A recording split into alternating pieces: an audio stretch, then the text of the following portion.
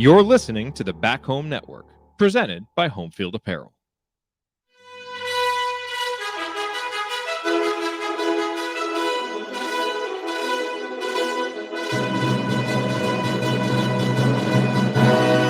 And welcome, Hoosier fans, to this week's edition of Assembly Call Radio, where each week we discuss the most important topics in the world of Indiana basketball. This is our 243rd edition of Assembly Call Radio, and it is our 794th episode overall of the Assembly Call, recorded on the evening of February 10th, 2022. I am your host, the coach, Brian Tonsoni. And let's begin this edition of the Assembly Call, how we begin every edition of the Assembly Call, and that is with our Hoosier Proud banner moment. And Indiana is the national champion. When it comes down, Indiana will be champion. Martin takes a shot. The Hoosiers have won the national championship.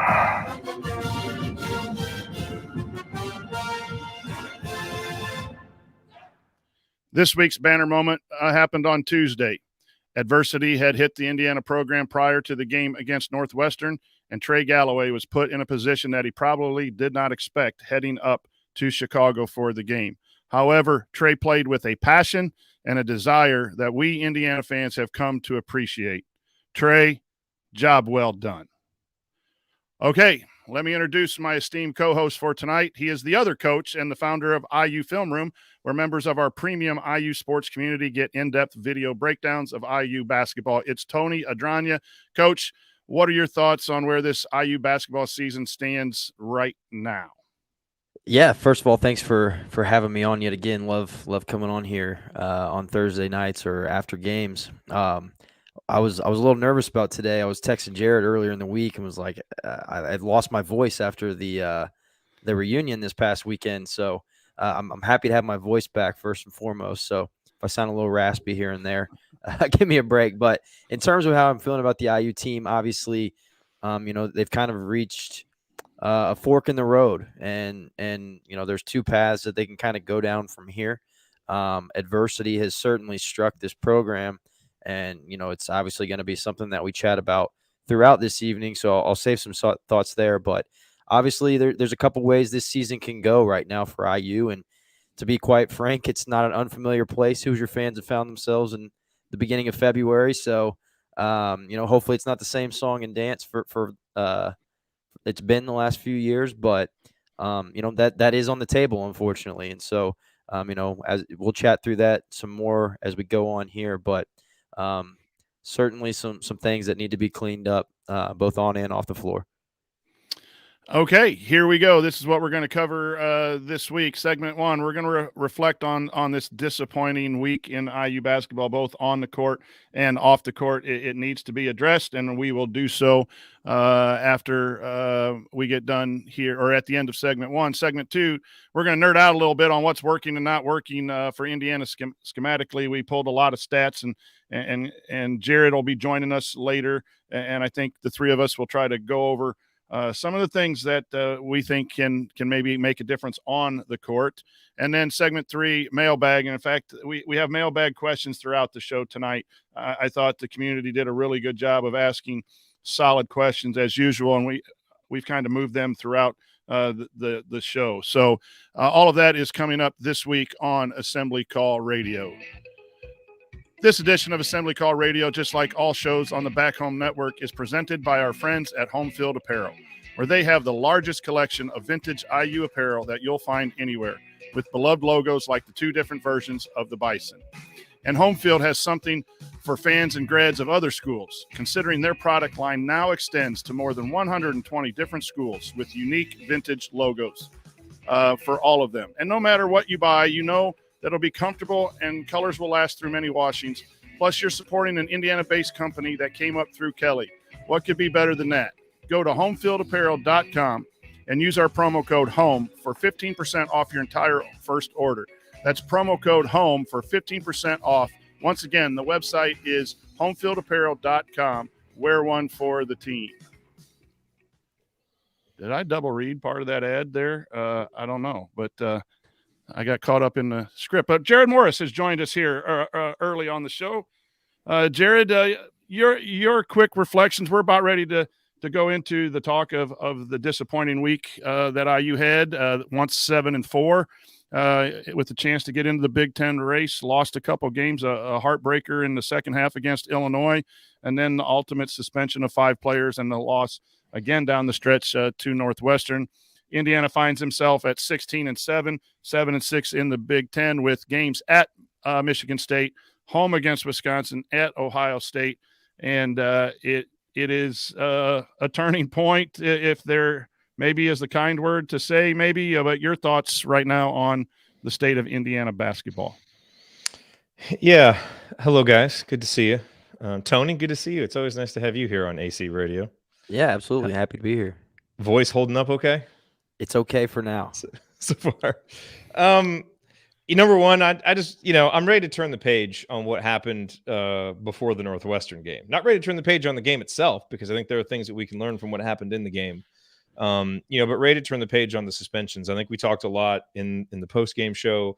I mentioned it was, it felt like kind of an embarrassing moment, when it's an important game like that and you have 5 guys suspended. Look, at the end of the day, they did something. They broke the rules. They got suspended for it. I don't think there is any reason to cast any aspersions on any of them individually outside of, they were just irresponsible and made a selfish decision. Fine. We all did that when we were young. Let's move on.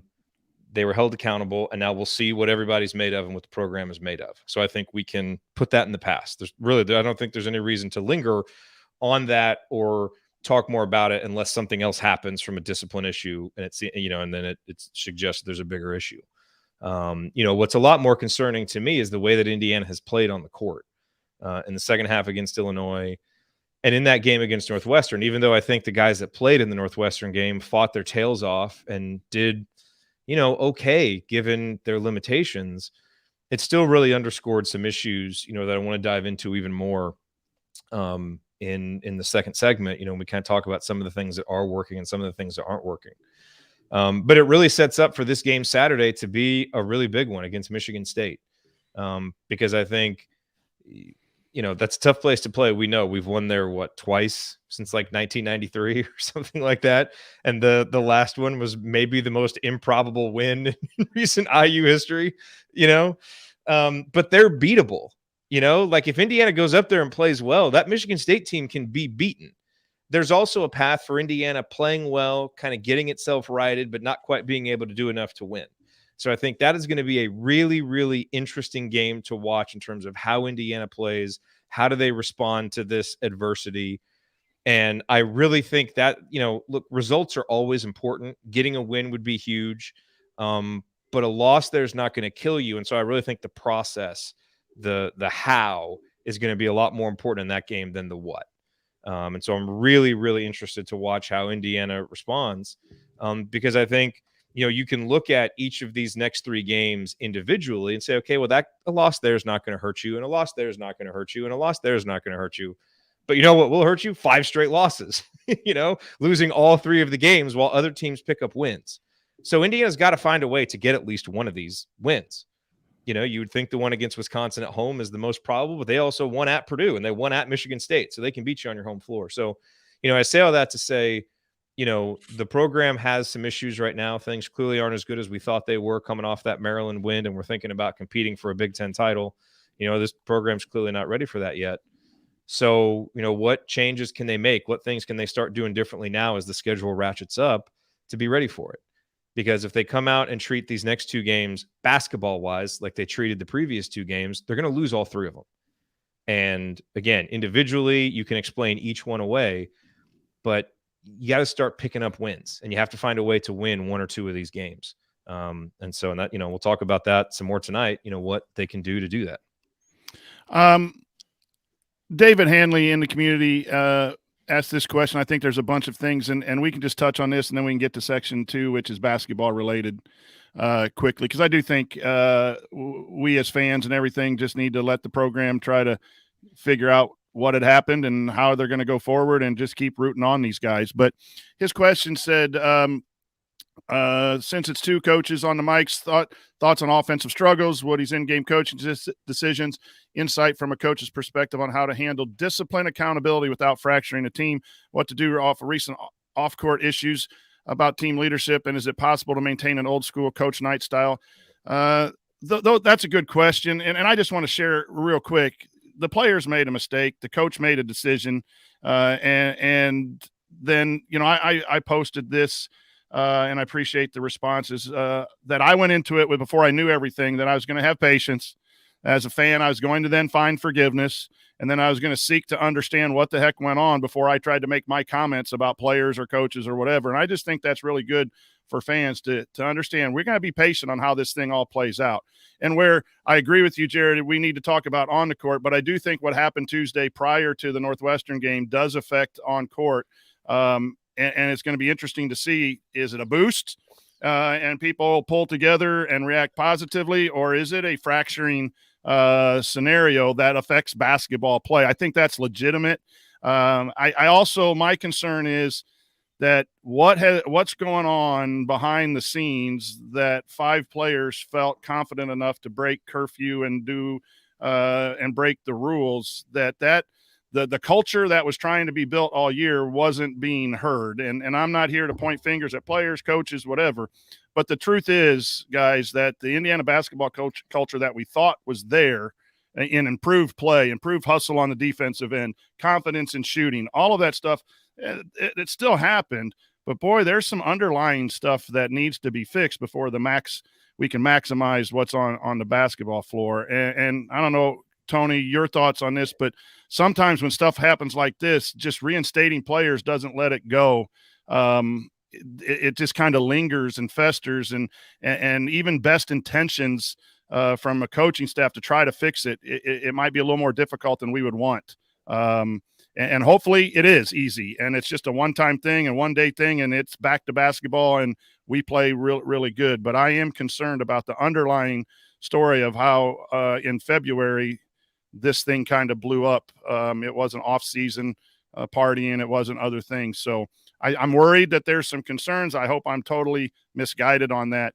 But we'll see here coming Saturday with their play. Tony, any thoughts on David's question? The players are different a little bit, I think, but you got to hold people accountable. And what he did, there's nothing wrong with what he did, but I think there's more to it than just a one-night mistake.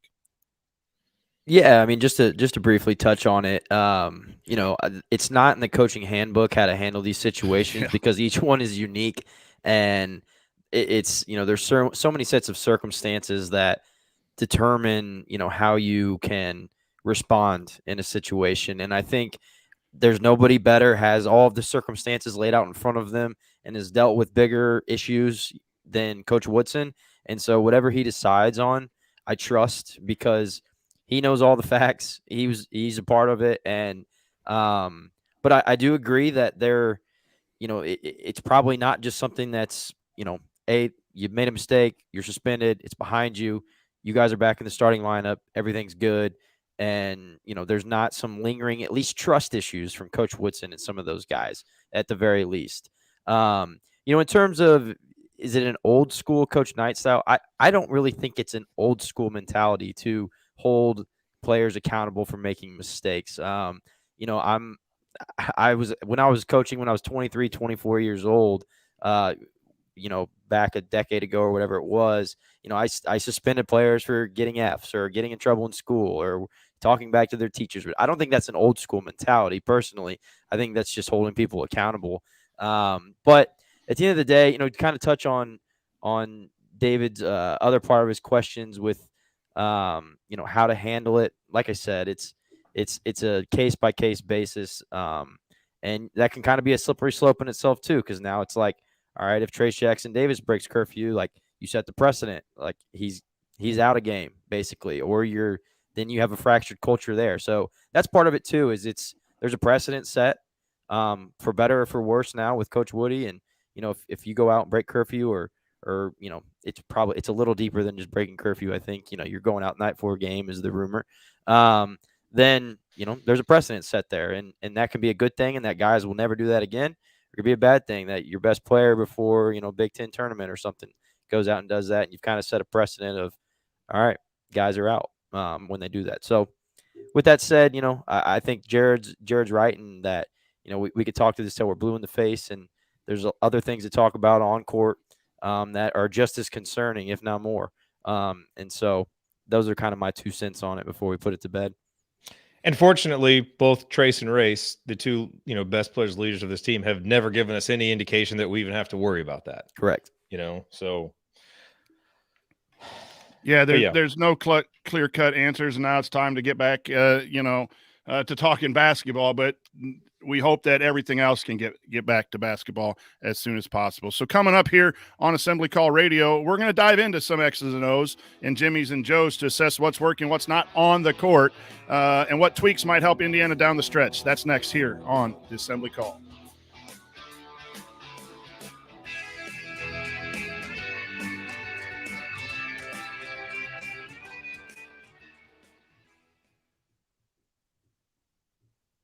All right. Hello, chat mob. Thanks for joining us.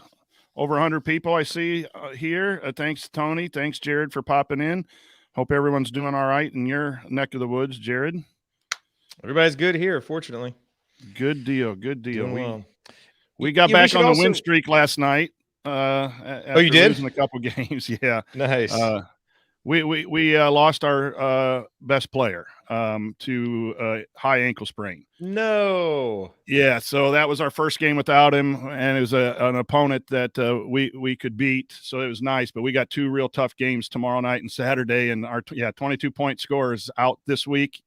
He might be back next week, but he'll definitely be back for the tournament, I think. So, yeah, he got hurt in practice on Monday. So it's next man up, Step up. Heck yeah. Next man up. Some shots to go around. Who's excited to take them? We should also remember with the suspension stuff, okay, no one got arrested. There was nothing crazy. So, like, even the worst case scenario for whatever this was, going out, doing whatever shenanigans might have been going on. Plenty of teams have had this happen and kind of lived on the edge and still been okay. And so we need to remember that. It's kind of this, I thought Galen really had a great discussion of the nuance of this on the most recent Crimson Cast, and it's just, I think the reason why this just caused such a knee-jerk reaction for IU fans, it's like, I think we thought that maybe the culture was a little bit farther beyond this, of it happening like, right before a game, because some teams are able to do this and still win, but we know this Indiana team can't, like this team, you can't go to Northwestern and win unless you're wholly focused and everybody's pulling in the same direction. Hey, I'll say this for culture: 5 of them went out together. Well, that is true. That is true. No, it's just, we got to be careful. And it's hard when we do a post-game show, because everything is raw. And sometimes you come back and like, well, maybe I didn't need to be quite so harsh on them. I still think a lot of the comments that we made stand, but it's so important to not paint the young men themselves with too negative of a brush, but it was, what he had to do. And hopefully that sends a message. I do think, Tony, to your point, if something happens now, boy, then you've got a real issue, because now it's just straight up, no one cares what the coach says. And that we would need be a really bad sign. I don't want to drag this out, but Parker Stewart was already suspended earlier for discipline. Logan Duncan was already suspended for discipline. This is the 3rd episode of discipline. So is there going to be a 4th? And again, I'm ready to talk X's and O's. And I'm let's sure our listeners are doing that. But to that point is, if someone didn't believe that Woody meant business after Parker Stewart for a half, sitting out a half, for other players that you've heard have had some issues at practice, not playing, Woody's been honest. Woody's a tough guy. If you don't understand that Woody means business by now, that's where I anyway, it's time to go on to section 2, because I've been thinking it over and over and over again. I'm disappointed in the decisions that were made by the players, that the suspension had to be made.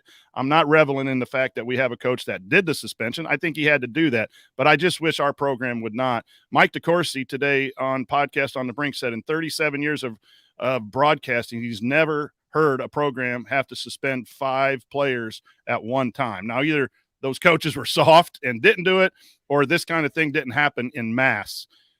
That's time for segment 2. I'm not a very happy person that this is happening after stuff that's happened prior and the 20 years that we've been in. This is a dagger to me. I'm going to be positive. I'm going to forgive the players. I'm going to cheer like heck on Saturday from afar, and I'm going to hope like heck. But this one stung the old coach. Disappointing that those guys did what they did and that coach had to do what he did, and that we're talking about it. So, all right, let's move on. Some X's and O's. Jared, I'm going to let you run this since you got all the stats and everything, and then Tony and I will just kind of I'll present it, and then you guys come and riff off what I present. Sounds great. Fantastic. X's and O's. Let's go.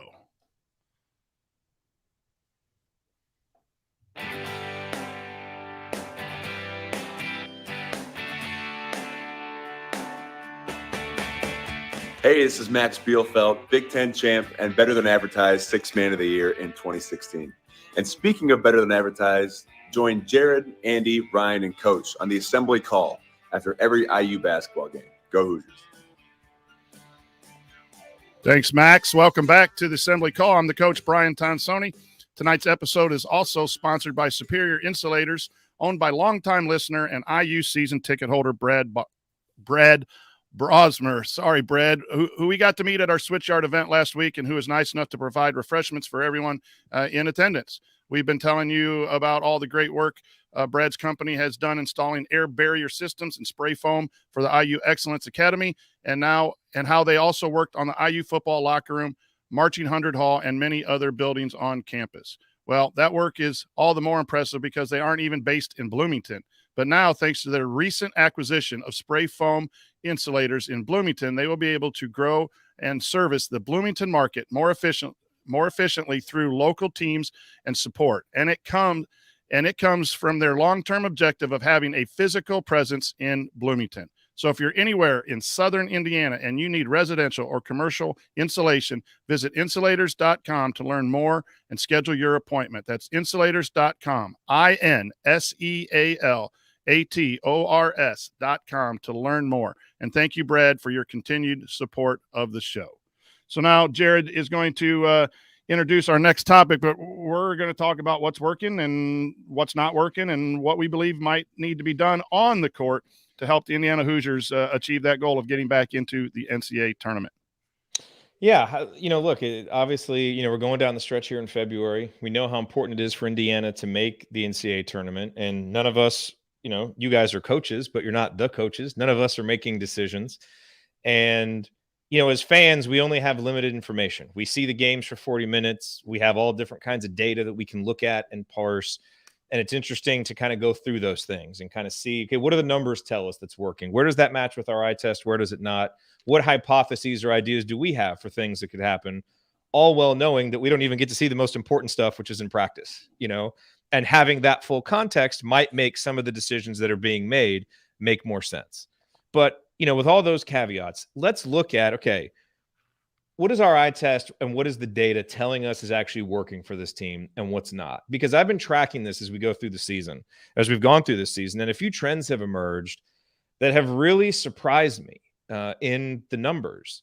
But, I think the more that the season goes along, the more they start to make sense a little bit, and Trace Jackson Davis earlier today was named one of 30 players to the Naismith, National College Player of the Year mid-season team, which is a tremendous honor for him. And I'm extremely happy for him that he got it. As soon as that announcement came out, Dylan Burkhart, who we love and respect from Hoops, retweeted it with the quote, "Trace must have a great agent." I'm sure Dylan was a little upset that Hunter Dickinson wasn't on there and Trace was. And frankly, that's probably a valid argument. Because one of the things that has kind of become clear is, as I think we've watched the games and you start to look at the numbers and you really dig into, okay, what's actually working for this team is, lineups with Trace Jackson Davis for Indiana this year in games against good competition have not performed very well. On the other hand, lineups with Xavier Johnson and with Race Thompson and with Trey Galloway have performed really well. And I'm curious about why, and I want to get your guys' thoughts, but let me present some of this information first, because when we look at what's working.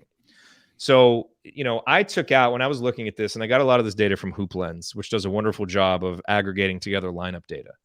And to me, what Indiana did against Marshall and against the other cupcake teams doesn't really matter.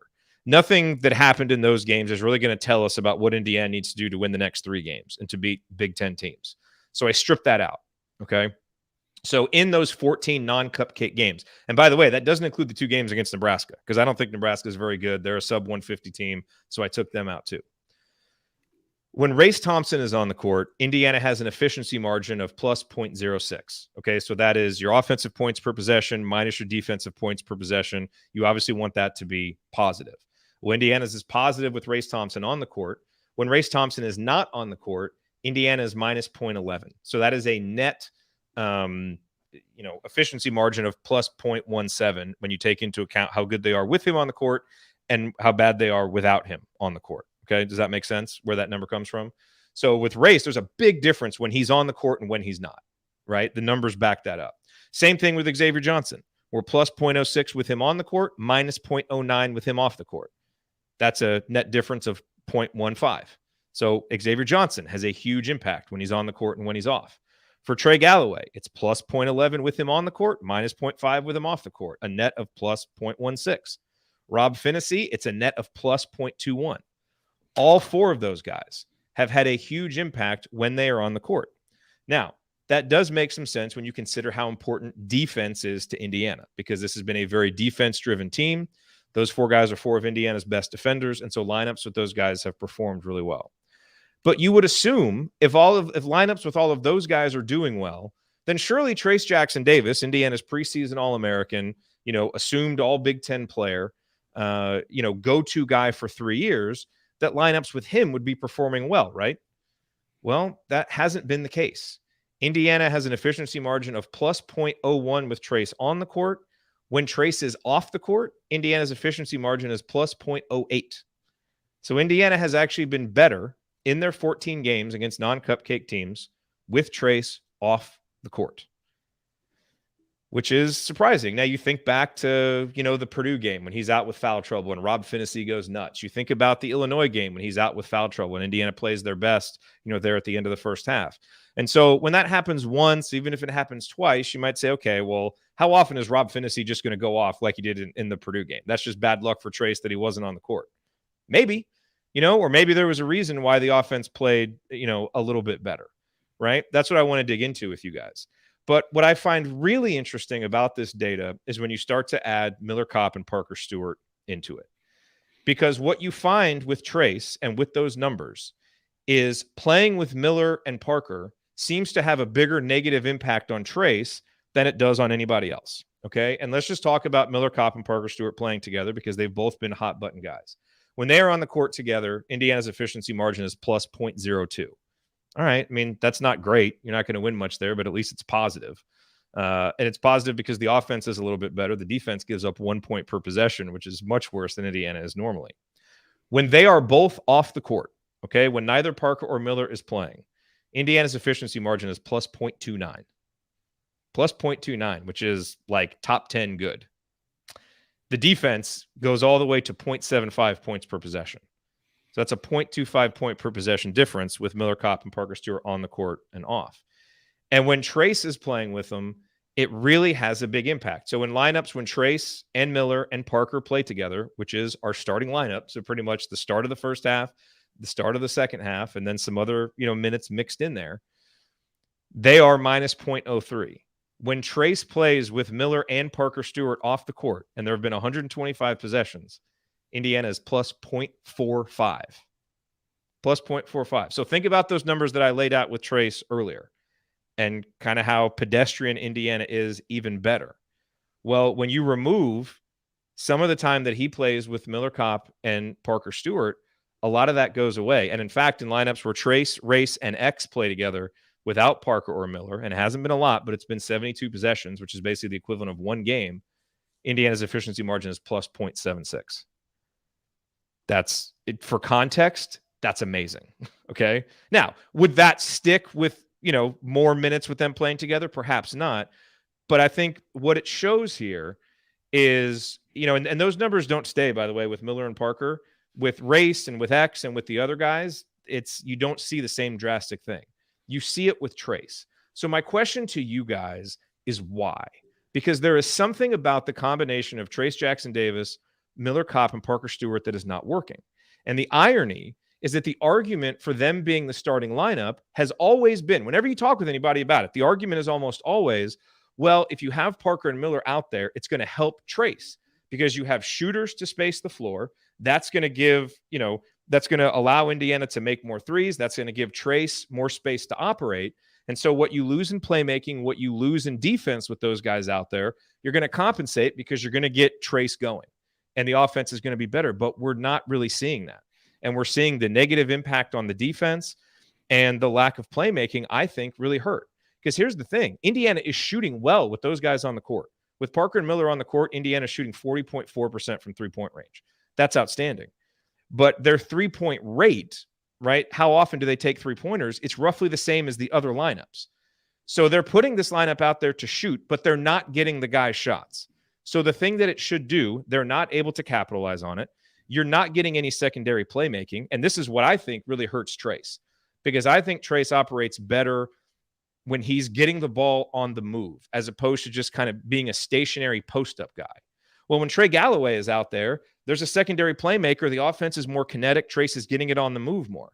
When it's Parker and Miller, it's basically just Trace on the block, posting up, and that only works in certain matchups, and it really doesn't work in others. And the spacing isn't showing up. Indiana's two-point field goal percentage with Parker and Miller on the court is 47.6% versus 50.1% with the other lineups. So all these things that you thought that you were going to get, you are not getting. And the defense is a lot worse. The Indiana fouls less, but they allow a higher shooting percentage. They don't force as many turnovers. They give up more offensive rebounds, and they give up more threes and allow a higher percentage with Parker and Miller out there. So, I'm curious to get your guys' thoughts for why you think this is. And I know that we've spent a lot of time talking about, what can Indiana do to fix this? And I said, I even said at our event in Switchyard, I'm not necessarily in favor of changing the starting lineup simply because, Woody is kind of building this ethos of we're not going to panic. I'm going to be patient with guys. I'm going to let guys have their roles. But I kind of think that what happened before the Northwestern game and the suspensions kind of jumbles some of that stuff up. I don't know that Parker Stewart's role needs to be assumed anymore. And with two more really poor performances from Miller Kopp, his role probably needs to change. But, I think the reason why I really wanted to get into this is because, Trace is having some struggles. Part of that is on him. I think he hasn't expanded his game enough. I think there were times in the Northwestern game, and maybe it's because he played 39 minutes, but it didn't seem like he had quite the same energy that you need to see from him and all these things. But I also just think some of the things Indiana is supposedly trying to do to help him out, it's not working. And the other stuff that is working, they maybe need to go to earlier and go to more, in terms of Trey Galloway playing more in some of those things. So, we've kind of talked about this and that kind of matches the eye test. But to me, looking at the numbers, it's even more stark than I thought. And I just think, why are we going to keep putting these lineups out there that clearly don't work for more and more minutes when it's crunch time now? Like, it's not a huge sample size, but it's a big enough sample size that, in these games, there's a really small margin for error in these next three games. We got to maximize the minutes.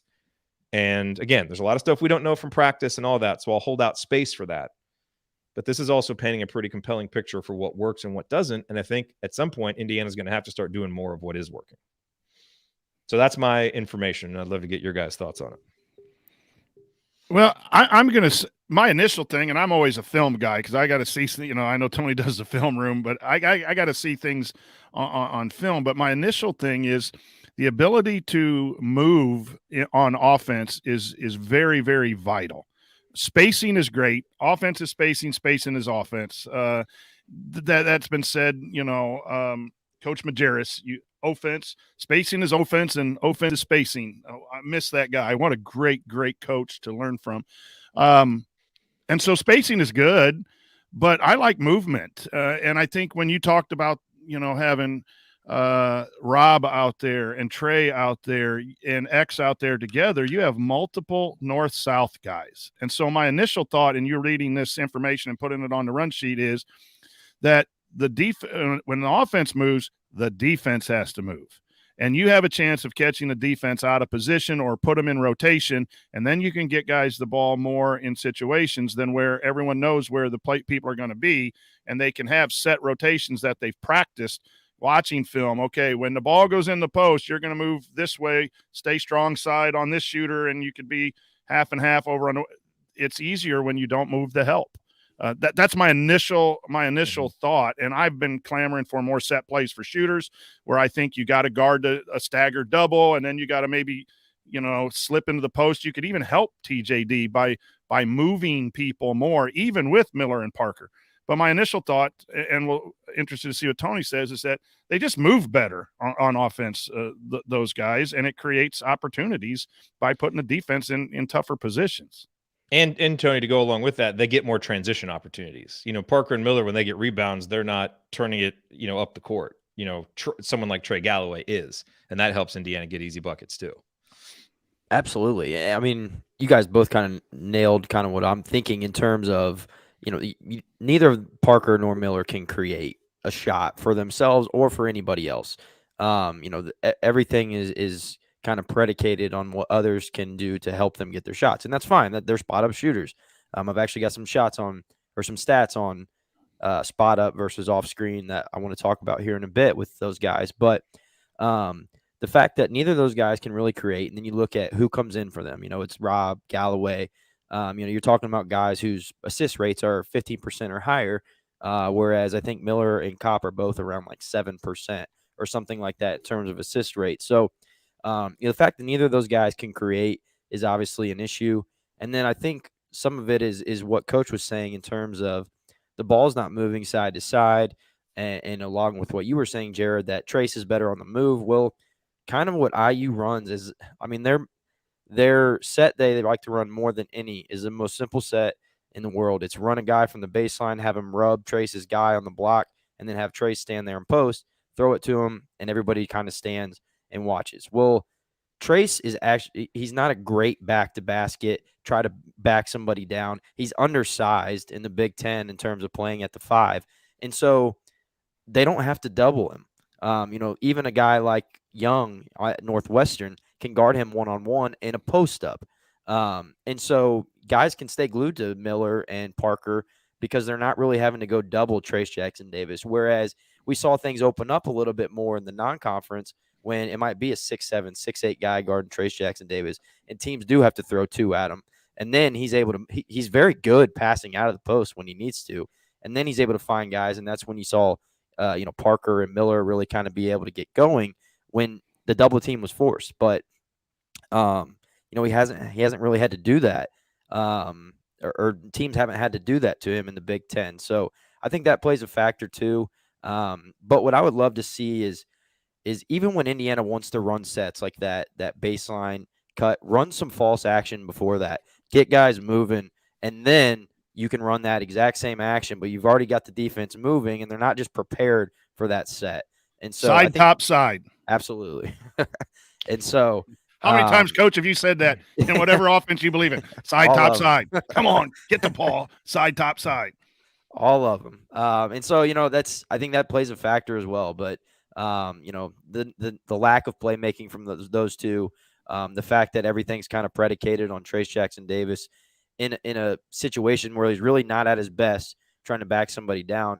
I think Trace Jackson Davis is at his best setting a ball screen. You've got a guy rolling and replacing. And then Xavier Johnson is a tremendous creator. He's going to lob it to Trace Jackson Davis if that tag guy can't get back to him. That's how you get Trace Jackson Davis going. Throw these lobs up to him. That's where he's at his best. In that ball screen, you've got a great guy coming off those ball screens. Galloway can do it as well. I thought Indiana saw some success against Northwestern when they went to that horns action. Trace Jackson Davis was setting ball screens, and then Galloway was creating off of those, and then they just had Race popping. Now, in an ideal world, you got somebody that's popping that is more of like a 40% three-point shooter, or not. Tony, the action early, and I haven't had a chance to watch the Northwestern game. I was away from home, but I did see some clips. There was a baseline. They would run and Trey baseline off of screens like a Sun Devil or a two-guard front, and then they'd run into a ball screen, a side ball screen. That's the action that needs to happen more. And then what you have is you had Leal and you had Kopp go away from the ball screen. So now you have 2 shooters away, which draws the defense, and you have TJD on the move. I didn't see that. I was talking with the guy I coach with, and he said that was really good stuff.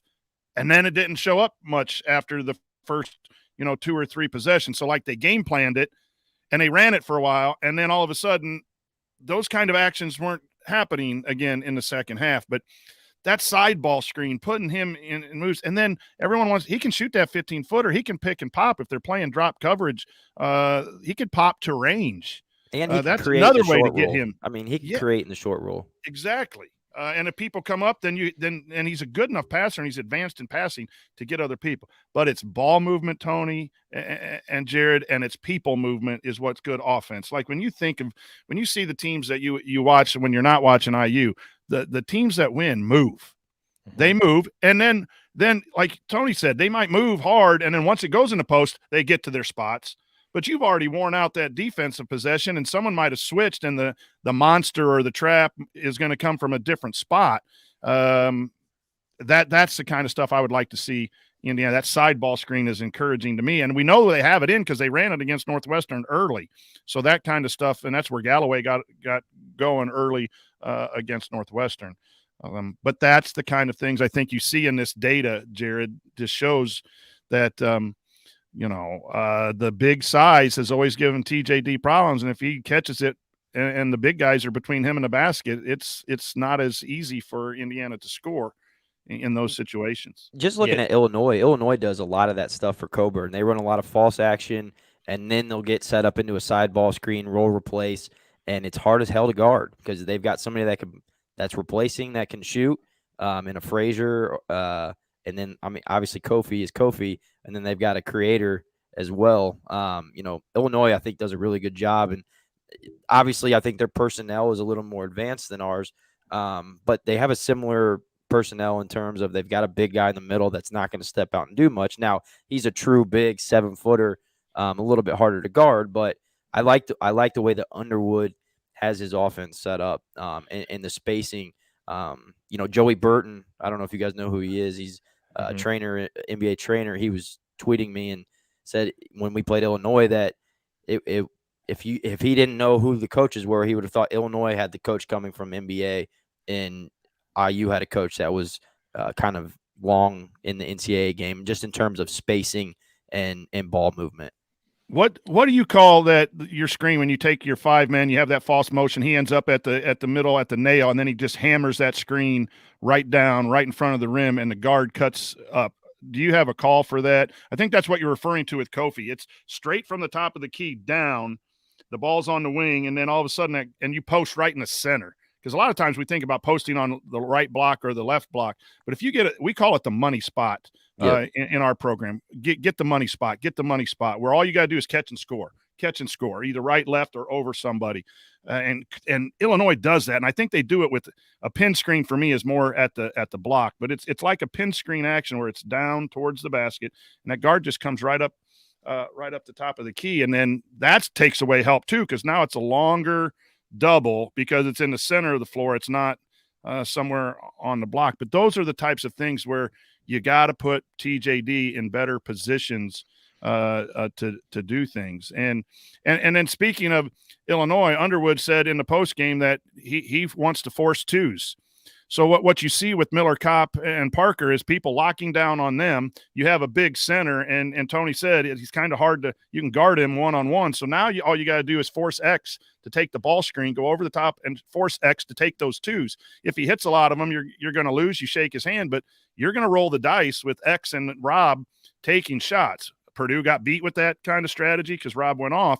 But more times than not, we've lost when the point guards have had to take a lot of shots because we're not getting shooters – because that's a defensive strategy that's going on in the college game right now. Yeah. I mean, the bottom line to me when it comes to the offense, and we'll talk about the defense in a second, but it's like we have our offense structured like we have Joel Embiid on the block when what we have is DeAndre Jordan or Clint Capella.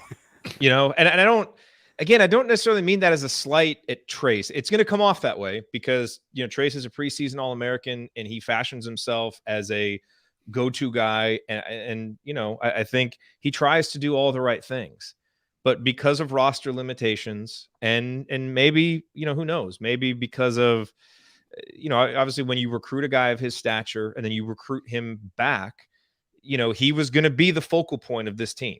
and that's not going to change, so I'm not asking, I don't think we're just going to like totally change what we do, but maybe there's some subtle tweaks that we can have that takes it. Yeah. Cause I almost feel bad for him sometimes. It's like, he's got it down on the block. He's trying, but it's like, he's over, he's like you said, he's at a size disadvantage and he's trying to shoot. He's trying to score over these people. He's trying to be the go-to guy, but it's like more often than not, he's not in a position to do what he does best.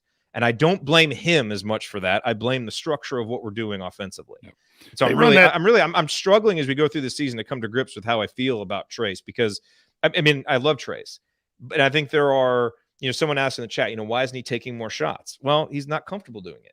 Is that just because he's never going to be comfortable? Is it because he didn't work hard on it in the offseason? I don't know.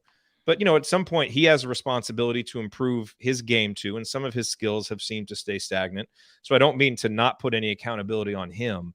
But as we go through this season, I really just feel like he's being asked to do something he's not capable of doing. And he wants to do it, but he's not. He can't be the straight post up, right? You're talking about just a straight throw in post up. They run that set, Tony, too, in the second. They'll do it a lot to start the second half, where I think he starts at the elbow and the ball goes to the right side, and then he gets a back screen and a cross screen, and it's timed up to hit the wing and go in. And they scored early on it, and it's now on film. And the last couple of times they've pushed TJD off the block. But I like that kind of action. So create something new, pull it out of your bag of tricks of we call it rip screen when you back diagonal. Screen. You got to try to get angles. Get him angles so he can go right up and score. You can't just throw it to him with his back facing the basket and then diagram some stuff for a 15-footer. I mean, if I'm a coach and a kid's not shooting, I'm going to diagram stuff and say, son, shoot. Or here's the bench. Like, if you're not comfortable shooting the three, then maybe I shouldn't have you be comfortable starting a game. Like, if you can hit and it's going to help Indiana, shoot the ball. Well, when we talked about reversing the ball, I mean, he obviously likes the ball in that right block so he can go over to the middle to his left hand. What I like is, having him kind of like he post up in that money spot, but as the ball's reversing, that guy's trying to play on his backside. Now he's got him pinned. He can just turn and pin, and the ball's reversed, and then you can throw it to him right where he wants. He can go right back up. Just simple little things like that. Yeah, some high-low. If they're playing on that high side, you got them buried. Walk them up the lane, turn, seal. The stand in front post move drives me crazy as a coach. You'll have players at every level. They go down the post, the defender's there, they just turn around and give the defender all of the advantage. You got to take. I like it when we do it with Race, because a lot of times Race has a better physical matchup. Because he's got smaller fours on him. Right. Well, that's why Illinois can do it. I mean, Trayce can do it in the games against teams that aren't as good because they don't have guys as big, and that's why to me those numbers don't matter. But go ahead, Tony. Finish. Well, I was just going to say, none of it is taking what the defense gives him. It's guys really just playing on that right shoulder, and he's got a counter to go over his left and shoot it right, but he's not going to do it. And even if he does just crab dribbles, and then beats that chest and then flings. And then if he happens to go over that left shoulder, he puts it up with his left hand, which is really easy to block, or he's off balance. It's just it's not his game. But even if a guy's leaning on him, using that as leverage against that defender to where he can then spin off that guy, like he doesn't have a great feel in the post, which is fine. Like that's a really hard. It's why the NBA, a lot of those guys have completely abandoned post ups because it's hard to score out of it. Tony, we tell guys sometimes we let it into the post. We're blessed with size at 6'4", 6'4", 6'8". So we just stand and mathematically it's forcing twos. Underwood said that too, even about Edey and those guys. He was just daring them to throw it in. He said, we'll let you throw it in 50 times, go up against Kofi and try to score. And so that's what the other team was hoping that was happening the other night. In that game, and that's what happens in college basketball. You wall up, right? Wall up. Don't try to block shots. And so going over people is a very hard way to score with the athletes and the size that is in college basketball. You got to have angles and you got to have ways to get around that in order to score efficiently. But putting him on the move would be a much better option because then that defender's not just sitting there playing his pet move. Now, here's the other thing to mention. So we just spent 10, 15 minutes talking about the offensive impact of this. But the irony is that lineups that have Trayce, Miller, and Parker in them are slightly better in terms of offensive efficiency than lineups that don't. So for all the foibles, and that doesn't mean that they're maximizing it, because those lineups need to be a lot better, because defensively those lineups are atrocious, and that's where the impact comes. Right, overall those lineups, the defense is 0.07 worse, as I mentioned earlier, and that's the issue. And this is actually where I criticize Trayce a little bit more than on offense. I think on offense he tries his best to succeed in a role that it probably just isn't really tailor made for. The real problem with Miller, Parker, and Trayce is they just don't defend as well. Now, Trace's block numbers are better. He's made some wow plays in some senses. I think he's better defensively, but I think when you really watch possession by possession, he's still out of position too much. He takes possessions off defensively. Again, when he's playing a lot of minutes and he's carrying a big load offensively, that's going to happen some. But that is why, to me, that's the big crux of the reason why X and Race and Trey and Rob have been so successful in their lineups, is those guys are just much more solid defensively. And this is a defense-driven team right now. Now, again, if Indiana's going to do anything down the stretch of the season, they've got to get better offensively. And so you need these lineups to have more shooters, and a guy like Trayce to be better offensively. But they also need to be better defensively. And I'm not sure that you're going to get a lot better defense from Miller and Parker. I think those guys are actually trying more defensively and doing some of the right things.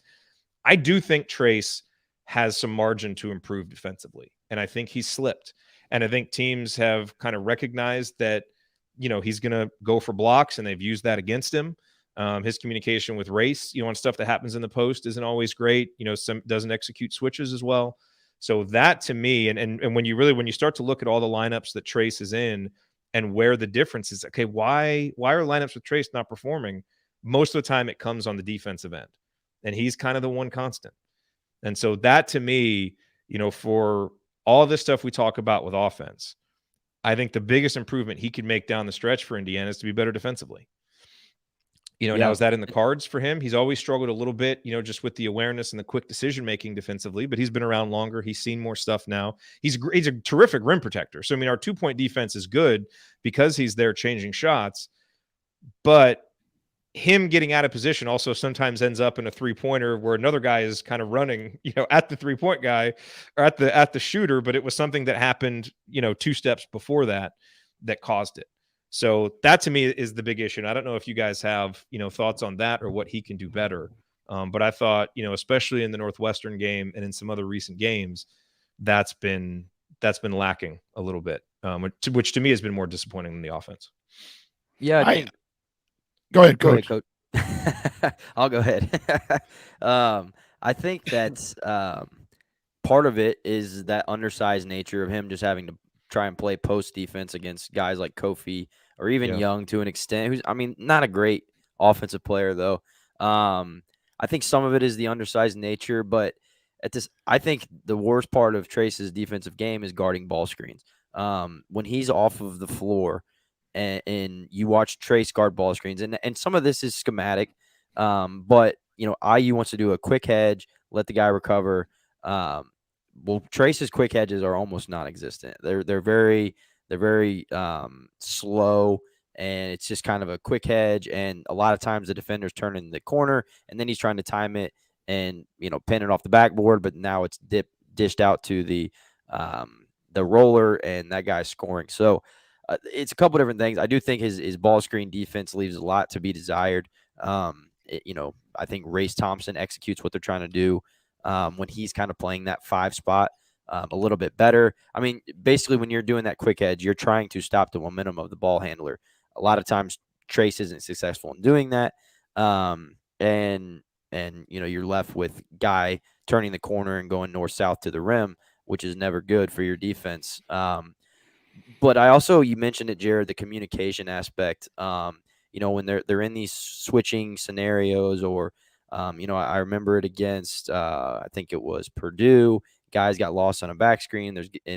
Mason Gillis ends up wide open. I think that's a wider scale issue of IU in general, is that their communication lacks at times, and sometimes at big points in the game where all of a sudden somebody's wide open because one guy thought that they were switching off ball and another guy didn't. And you just can't have that, especially in February. Now, is that because they're switching things up so much on the defensive end that sometimes they're switching 1 through 3, sometimes they're switching 1 through 4, sometimes it's the last 7 of the shot clock they're switching on ball? Like, there's different scenarios. Is IU making it too complicated where the guys just are struggling to grasp it? But at the end of the day, when you talk through it, it makes it easier. And I think that IU is struggling in general. So that's kind of a macro picture, not just a Trace Jackson Davis thing, but something I wanted to note is that I have noticed IU fall into some communication issues. But when it comes to TJD, my biggest gripe with him is his ball screen defense, and he's put it into ball screens a lot. I think, Tony, you're absolutely correct on the ball screen stuff. And I'll just take it to a little bit of a macro thing. Some players like to play defense and some people don't. And defense is a mental approach. You've got to really study film. You've got to really understand the concepts. You've got to really understand where your next cover is. You know, you're guarding your guy. Where's the help? How do you help the helper? Where's my next cover? All of those things go into a wide variety of defenses. And when he is engaged, he can be a pretty good defender, still with some deficiencies, guard and drives and post-ups and ball screens. I mean, I don't think he's ever going to be a lockdown defender. But I see the defense in all of those areas fall when he's not engaged. When does that happen? Early foul trouble, and he sits out. We've talked about that. Or his shot's not going in. And we've all been around, and the attention is, he wants to be good. But there's a difference between wanting to be good and then doing the things that make you good. And it's just hard to find young men who really love to play defense. We have one in Rob Finney. I think we have one in X. I think we have one in Trey. And look what we're talking about. What lineups are most efficient that has those 3 guys in it? Race Thompson loves those 4 right there. They buy into what they have to do, and they're effort people. By the way, Jordan Geronimo's lineup data is all pretty good too, and he's another one. And I would imagine he's overhelped sometimes, and he's left shooters on the corner, and any high-low pass in the Illinois game, he's learning the game. That's where his mistakes are coming from. But he's an effort guy too.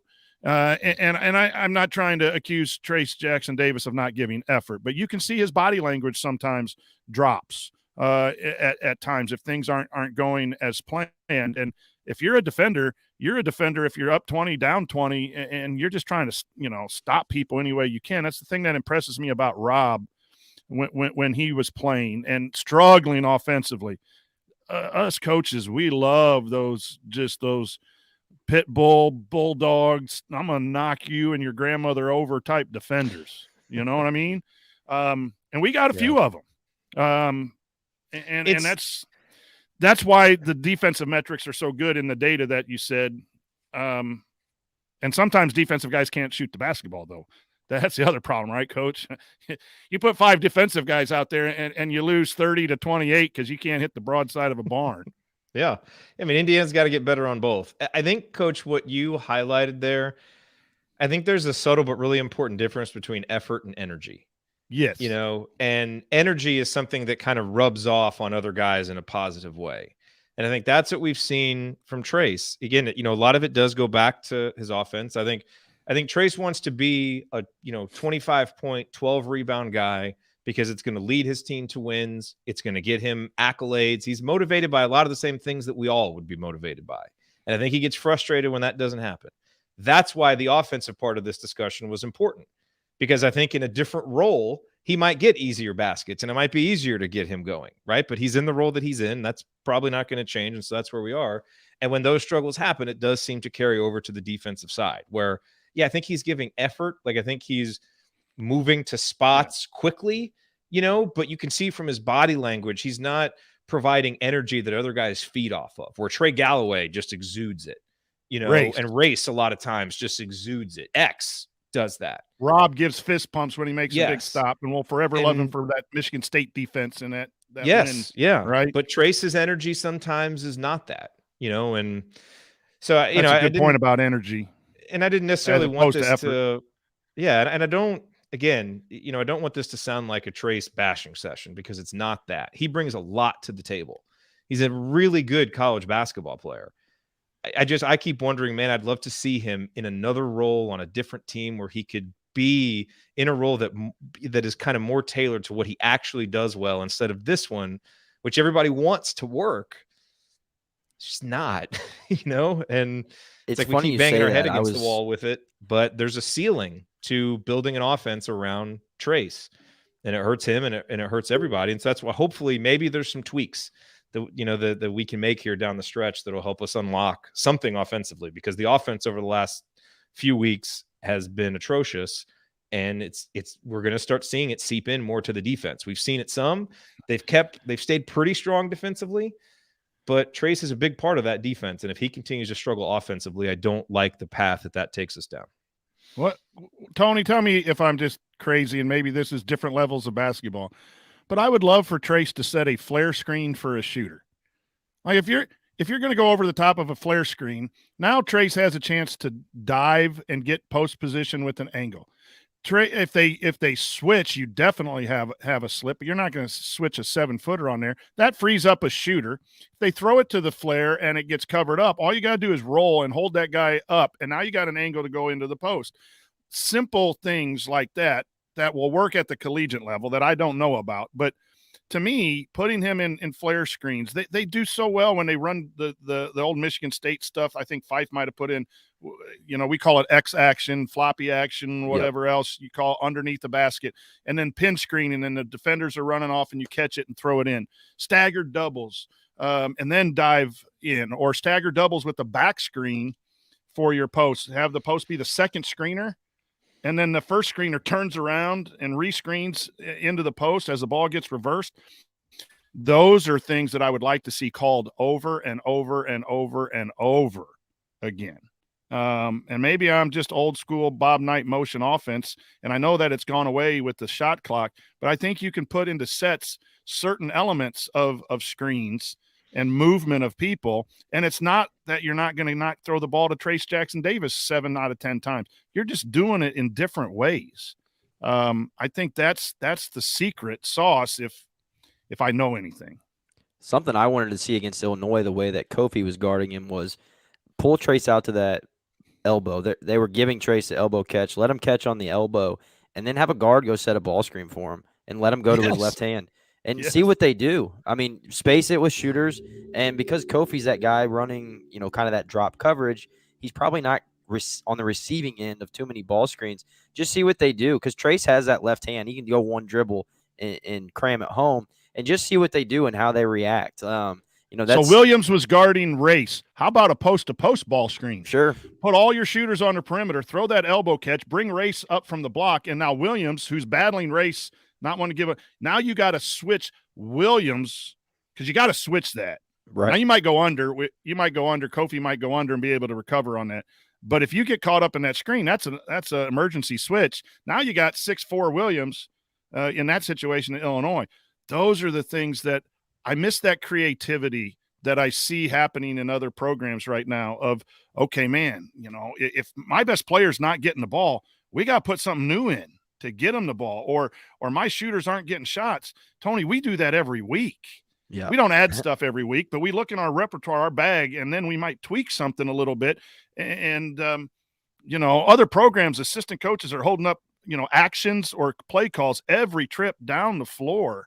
I don't mind freelancing, but if freelancing gets those kind of stats that we're looking at against good competition, then you need to reevaluate. If you're 108th offensive efficiency or whatever we are now, that's not acceptable to win Big Ten basketball games and get to the tournament.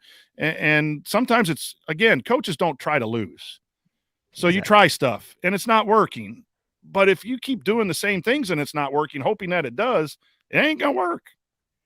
You know what's interesting with the I talked about some stats on Miller and Stewart. So Miller is 74th percentile in the country in spot-up situations. So he's 46th percentile when he's actually just coming off of a screen and shooting. So he's really coming off of a pin down or something and getting Miller actions.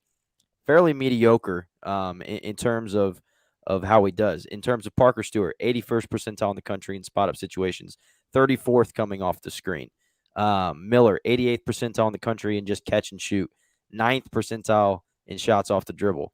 Parker, 82nd percentile in catch and shoot situations, 35th in shots off the dribble.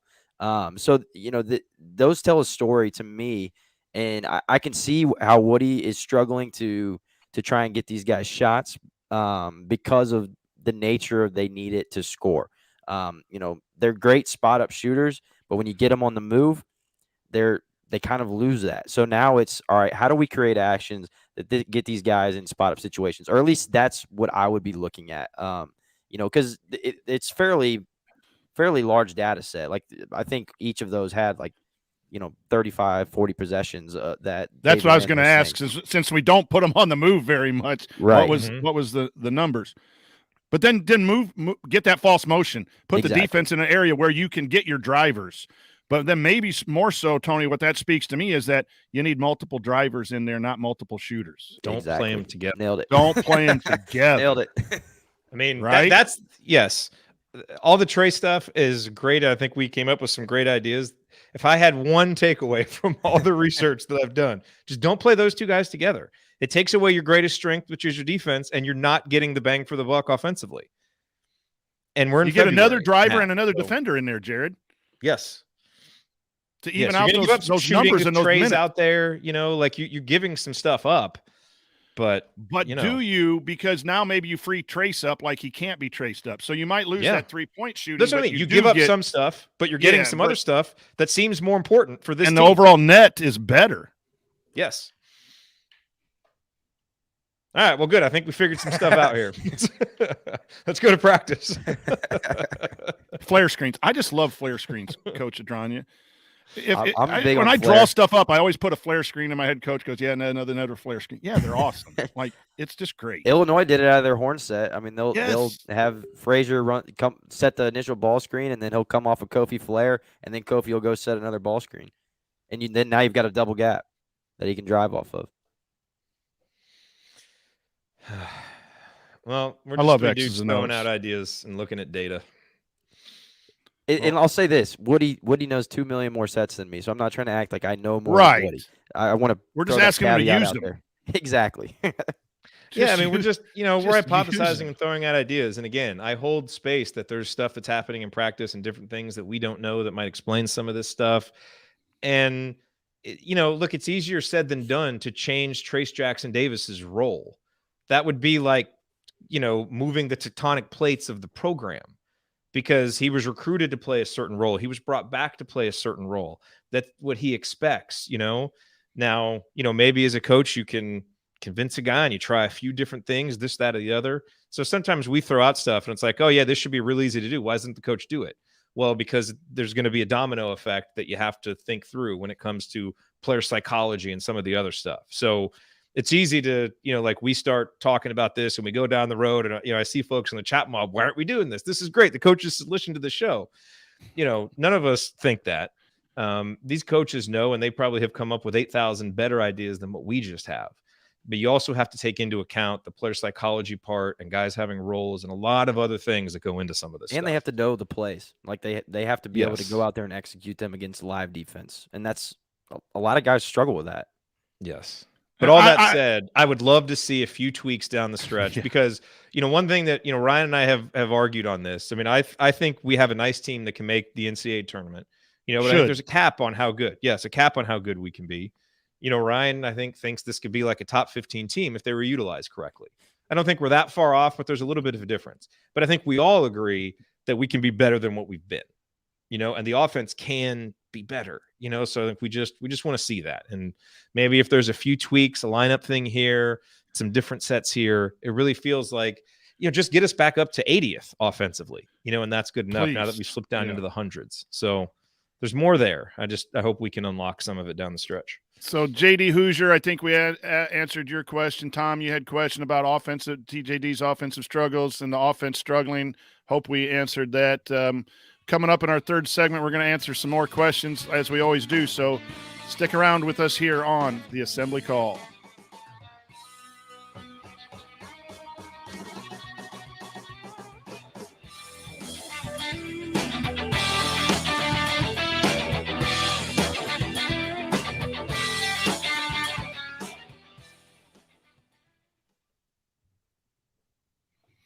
That was good. That was a fun conversation. I didn't want that segment to end. No, Tony, we're gonna have to do a Zoom call, just you and I, just to talk. So I love doing that because I love looking at the data. And so as I'm looking at the data, I can formulate like these general basketball ideas for what we can do. And then you guys come and like color in the specifics with what the sets are and how it would actually work. It's fun to listen to. And data gives you the information to make your decisions based on your philosophy. And your comment about we really don't know what goes on in practice, and we really don't know what the philosophy is and what they're trying to do. And what they're trying to do is win basketball games. I have no doubt that they're trying to win basketball games. And they know a heck of a lot more about the collegiate game than I do. And so it's not necessarily suggestions, but yeah. It's good talking X's and O's. I just think you got to change things up a little bit. And there are some coaches that still run, Coach Marlowe still runs flex up there in Rensselaer, and he'll run it over and over again but he has 55 different options in flex, and he'll pull out 4 or 5 for this game when he was coaching his girls team, and another 5 this game, and those things. Those are the kinds of things would he pull out all that stuff, and put the players in best position and lead them into that. I think his trusting X his comments after the Illinois game, where he lets X call the offense. He said, "I didn't know what we were running tonight unless I called it. I would want Woody to call more because I kind of trust Woody to call the offense more than X, especially after Tuesday." That was an interesting comment that he made. And I think it's all because he wants to trust the players and let them have that freedom. And he feels they play better with freedom. But that comment told me that he lets X call it, and he was mad that X wasn't calling a good game. And so he sat X at the back end of the game when there's still, 12 down with 4.5. That's just a new concept for this old man. Yeah, that was because I'm joysticking everything, man. Oh, yeah. I got my list of 20, 30 sets, and you're gonna run what I want you to run. But I would love to know. Oh, go ahead, Tony. Or no, I was what the hell? I don't even remember what I was gonna say. Go ahead, Jared. Maybe it'll come back to me. I would love to know, and I don't have a good sense of this, and this is one of the reasons why, Coach, I was telling you, I was trying to set up like something inside the private community with an assistant coach or a support staff member that we could do like a weekly show and go over stuff. I'd love to like go over X's and O's. Like, here's what we were trying to do, stuff that Coach Knight used to do on his show. I would really love to know what the role of data is, for IU, because I think Archie and the staff used it a pretty good amount. And I'd love to know how it, like that information that I presented today. Like, surely they know that, right? Or they watch enough film, they have to have just an intuitive sense.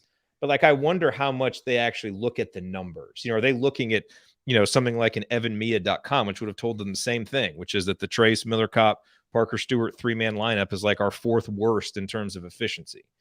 And who tracks that? How is it used? Is it received? Obviously, the coach has to receive it for it to matter. But I assume they do, but I would just love to know like the actual role that it plays. Because I listen to the stats that Woody references. Sometimes I'm like, oh, I don't know. Yeah. I don't know. He's like he's an old school guy, points per game, and And to me, that Plus, would be more the role of the assistant to know the data and then be able to communicate it to Woody in a way that makes sense. So maybe Woody doesn't understand or like doesn't pay attention to like offensive rebounding percentage, but if you're a field guy, do you trust that? There are coaches in our profession that are they're just going to do stuff by what they believe in and what they feel, and they don't want data to cloud their mind. So any assistant who had really great data sometimes you need to do that in the game, but because sometimes game flow goes against the data, and that's the brilliance of a coach who understands what's going on, because the data tells you what's happened. But if you saw the look of fire in Rob Finnessy's eye tonight and that he's going to make shots, then you play him, even though the data suggests he's one of the worst offensive guards we've had. Game. I'm talking there are people that just believe what they do is what they do, and they're not going to let data change them. Like if you play ball screen defense one way, and that's how you taught it for your whole life, and then someone comes up with data and says, you know what, you're giving up so many points per possession on this, you might want to change your ball screen. That old coach, some of us older guys are going to say, no, the players got to do it better. Yeah. We're gonna high hedge, and they just got to do it better. We're not going to change. I don't care what there are those coaches out there. Then there's the guy Golden at San Francisco, which is totally run by data and uses that. But I would be saddened if it wasn't a part.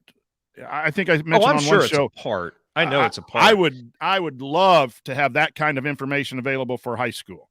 I mean, ours they go to huddle and they get statted out, and we get percentages and offensive efficiency numbers and all of those things. But it's not the detail. But it's not. You don't run your team by data, but you do use data to combine with that feel and that psychological stuff to make decisions. And if I'm a coach, Tony, and I've been told that my starting lineup is not performing well, I'm going to take that seriously, and then I'll go watch film and I'll try to make the best decision that I can based on.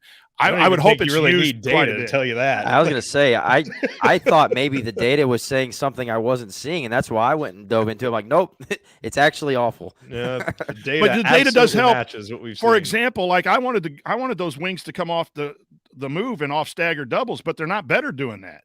So I learned from data today. So now I'm going back saying, okay, I'm going to flare screen those guys as false action to get them in a position to maybe where when the ball comes, swings the other way, there's a drive happening, and now that defender had to guard the flare screen. Now he's in help. Now he rotates, and that leaves the guy open, as opposed to getting shots off the move.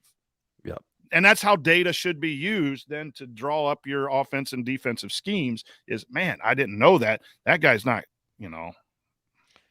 Yeah, Did and you data helps you come up with hypotheses. Like I think data helps you zero in on issues, helps you maybe come up with some hypotheses for different things you can try. But then eventually you got to go out and teach it to guys. Guys have to be receptive and have to be able to do it. And that's where it's real easy to spout it off here on a show. But then, like the actual Tony, getting it to happen on the court is a lot different. We won a sectional game probably back before you were born in the late 90s.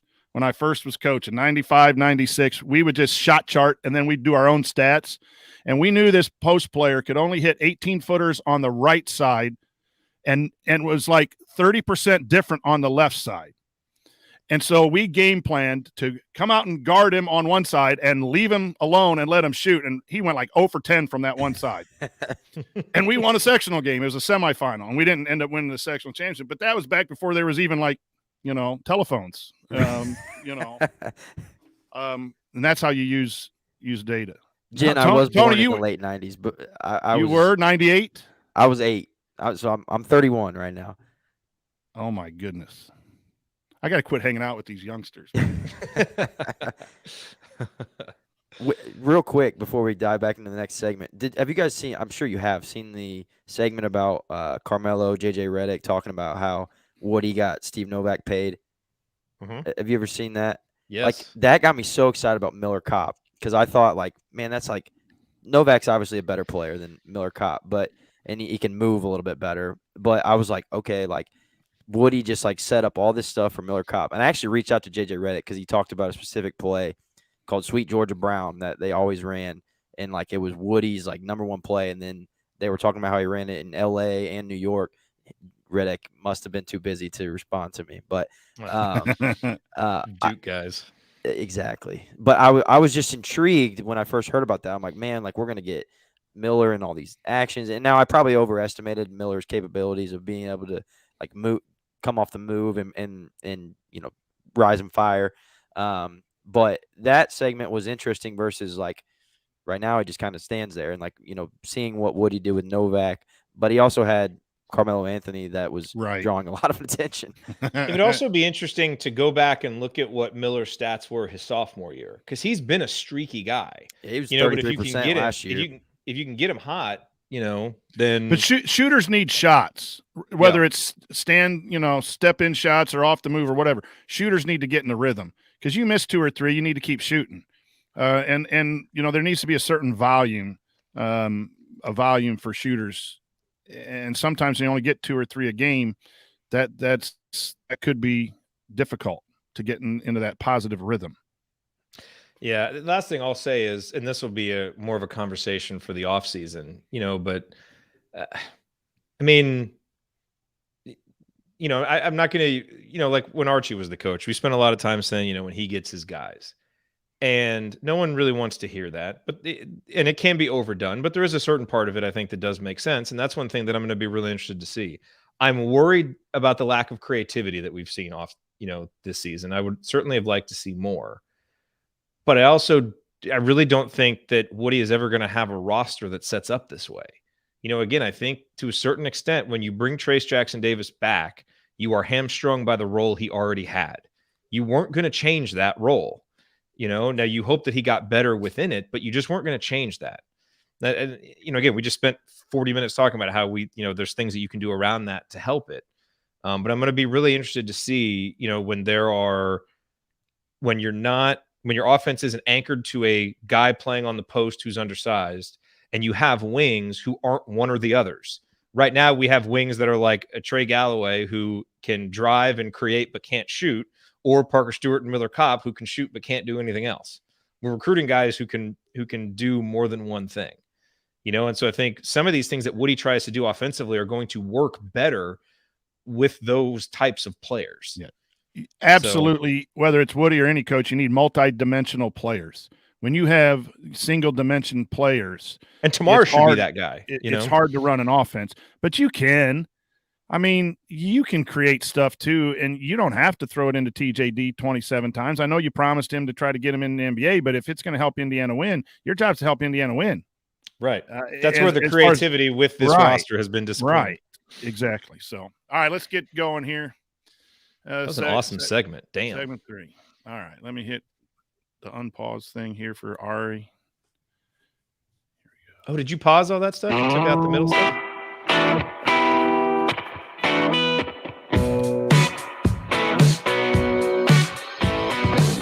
This is Nick Zeisloft. I never miss an open 3, and I never miss an episode of The Assembly Call. All right, everybody. I'm the coach, Brian Tonsoni. I'm here with a couple awesome dudes, Jared and Tony, as we're talking IU basketball. It is a lot better, the second segment, than the first segment, talking about X's and O's instead of what went down this week. And we're going to take your questions now from the mailbag. And all questions were submitted via our private IU basketball discussion community, which you can learn more about and join at assemblycall.com/community. And I will just plug that a little bit more. That is just an enjoyable place to interact with people. People can send private messages. Really great Indiana people in that community. And I urge you, if you're not a part of it, to at least consider that. And then you could ask us a question. Not to mention Tony's IU film room content in there, which is a treasure trove of wonderful stuff. Exactly. And then our Discord questions as well. Members of our private Discord questions who are used in the show receive our community coin home as a bonus. And so we're just getting all kinds of really great questions. I'm going to Home's on fire. I'm going to hit the Home's on fire, baby. It is. I'm going to skip the mediocre question tonight just because we're in a good place talking X's and O's. But let's go here. Tony says, different Tony, I imagine, or maybe it was you, Tony. That was Tony Stuckey. It was our man, Tony Stuckey. Yeah, we had dinner. When I read this on the show notes, I thought I needed to be prepared to answer this. I thought it was Tony, you. This is you. Tony's got a nice significant other. Really, upgrades the experience of being around Tony. Jennifer, right? I mean, without her, Tony's just mediocre. Maybe that's why we're going to his question. Aren't we all, man? But Tony asks, we're still in the early stages of this new NIL outlaw frontier. Some schools are starting to set up and oversee a certain level NIL deals for incoming student athletes. Example, Texas Longhorns have a deal. Should schools be allowed to essentially fine players out of their NIL monies if they break team or school rules, much in the sense of NBA, NFL, et cetera, fine their players for violations? Jared? Yeah, so, it's an interesting question. I can see why Tony asked it, but I think the question is kind of built on a false assumption, which is that the money is coming from the schools. The money is not coming from the schools. So, even, what Texas, has set up, I think they have some deal with somebody that's going to pay all their offensive linemen $50,000.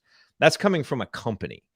And so that's going to be a deal and a contract that they sign with that company. It's not coming from Texas. Now, if we ever reach a point where athletic departments are allowed to actually pay players, outside of the cost of living money that they get and the scholarship money that they get, yes, now maybe that would be, a discussion. But it's like, the deal that we have with Tamar Bates for the Inside Scoop, we have a contract with him, and there are contract terms that we agreed on, and that can be whatever we agree on. Like if we wanted to put in the contract that he has to pay me back $500 every time he fouls out of a game, we could put that in there if we wanted to. No one would do that, of course, but that has nothing to do with the school. So you wouldn't do that. You couldn't do that. That would only be if the schools were paying the athletes, but the NIL money is separate. Like it has to be separate. Schools can only have a certain level of involvement anyway in that. Tony? Yeah, I think Jared nailed it. It's like, if somebody has a brand deal and they screw up, that brand can more than likely rescind that based on the contract terms. Very similar setup here where, there's parameters, and if either side doesn't abide by them, then that contract can be severed. Yeah, and typically the way that it would work, so there are morality clauses in contracts, right? So, say that a player, was arrested for like domestic, violence or something like that. Well, typically with the contracts, it wouldn't be that like you could go back and recover the money that you've already paid, but you could probably terminate the contract and not owe anything in the future. Again, you can put anything in the contract that you want, but like, staying out, past curfew, that's a mistake in judgment, but it's not like a morality thing, right? So you're not going to be able to pull back money that you've already paid to the player. So it just wouldn't work like that. I'm going to ask in general there's a lot of questions here, and I'm going to ask the question. I'm going to respond, and then I'll open it up for you guys too. There were a lot of questions, obviously, about the suspensions. I think we handled that in the first segment, but I don't want to not answer some of these questions. But there were 4 or 5 about them, and I'm going to focus on what happens afterwards. There were mistakes made. There's accountability. And some questions. Where do you see it happening to this season? What's is this a turning point? Is it not? Time will tell. It's why I tweeted out patience. I am telling myself to be patient, not rush to judgment, try to forgive the mistakes that these young people made, and then make sure I have all the information correct before I try to make some point. But what I tell as an educator, I tell young people this. I say you got to RALF mistakes, RALF. Recognize you made a mistake, admit you made a mistake, learn from it, and then forget it and go back to being productive. If you linger too long on the mistake that you made, even if you learned a lesson, then you're not going to grow as a young man. I'm disappointed in you as players for making that choice and putting your teammates and your coaching staff at a position where discipline had to be dealt with. But you are human beings. Recognize it, admit it, and learn from it. And if you can't learn from it, then we got a bigger problem, and then that'll be down the line. Coach Woodson will deal with that. But learn from it, and then forget about it, and then go be better. This life is about being better, and we as coaches, Tony's been through it, and Jared's a great mentor from his coaching perspective on the podcast and all of those things. You take people through negative situations. You don't quit on them. There might be a time, if it's over and over and over again, where you have to separate. But even when you have to separate, you don't quit on them if you're a coach-player relationship. Like once you play for Coach Woodson, I hope that Coach Woodson cares about him the time. That's what Coach Knight did. Coach Knight cared about his players while they were playing, after they graduated, and I'm sure he cared about players that maybe he didn't see eye to eye with as well. Maybe not as much as, some of his favorites, but you got to learn from it and you got to move on. And so to answer all these questions, the specific questions, that's the hope of this program, that you can learn from it quickly, put that behind, and then go compete on the basketball floor. I wouldn't be surprised if it happens positively. I've also been around a lot of this at different levels of sports where it does linger and it causes some problems, and we'll address that as it happens. But my hope is that these young men learned a lesson. Coach will help them, and the program will help them, and we'll move on and get some wins. And trying to turn it into a positive. But you got to help people through their difficulties. And we got to get back to believing in people and being a sense of community in a lot of areas, but especially in our sports. Don't give up on young people. They're very special people. So if you guys, a lot of questions about that, if you want to add something, Go I on. just think, I think it's an important lesson at an important time. As a lot of people have said, and as we all know, brains don't fully develop. The prefrontal cortex doesn't fully develop until you're 25. That's why we all make such stupid decisions when we're young, especially in college. And again, like unless something's going to come out that we don't know, the actual things that they did are not bad things. It was time and place. And so I think it's an important lesson to learn when you're in college, which is preparing you for the real world, which is that, every decision is made within, kind of a larger context. And so in the off season or any other time, going out and doing stuff, who cares? Like that, go out and have fun. The night before a game, when you're committed to a team and you have so many people counting on you, makes it a bad decision. And so, that to me, that's a good time to learn that lesson. That's what you're supposed to be in college to do. So, and hopefully it just kind of draws a line in the sand for the program of what we're going to accept and what we don't. And, that becomes a little more clear, then you can move forward with it. But yeah, same thing to you, Coach. I was actually really surprised by how much like negative reaction there was that went beyond like, I'm disappointed about this moment, and didn't quickly turn the page on it for like the decision that the players made. Like it's, they're fine, like they all seem like pretty good kids, and, one of them in particular, Parker Stewart, has gone through a really difficult time. He's not going to be able to use that as an excuse for the rest of his life for every poor decision that he's made. But the guy's in college, recently lost his father, and who knows what he's going through. Let's just have a little patience and empathy, and be there to support these guys, not always so willing to. You can be disappointed.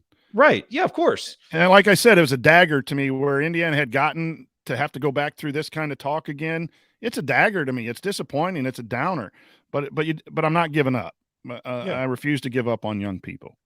Yep. And the 5 people thing is big. It makes it, I think it's like on a grander scale of, man, 5 guys suspended. But there's, I don't want to, be like, oh, it happens to everybody, but a lot of programs go through very similar things. Purdue had a player earlier this year, got a DUI, made a horrible mistake getting behind the wheel. And, after drinking, that player's now learned his lesson. He was suspended.